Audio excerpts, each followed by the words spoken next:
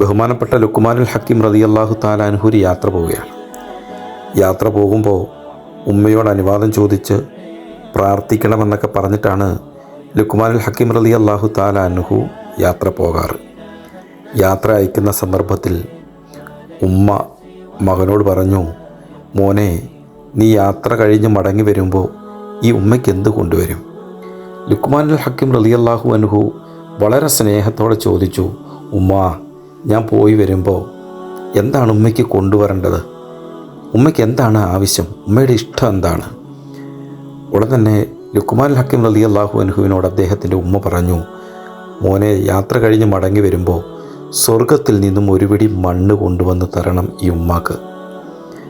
ഉമ്മ ചവിട്ടി നിന്ന ഭാഗത്ത് നിന്നും ഒരു പിടി മണ്ണെടുത്ത് ഉമ്മയുടെ കയ്യിൽ കൊടുത്തിട്ട് പറഞ്ഞു, ഉമ്മ ചോദിച്ച സ്വർഗത്തിൽ നിന്നുള്ള ഒരു പിടി മണ്ണിതാ, ഇത് പിടിച്ചോളൂ എന്ന്.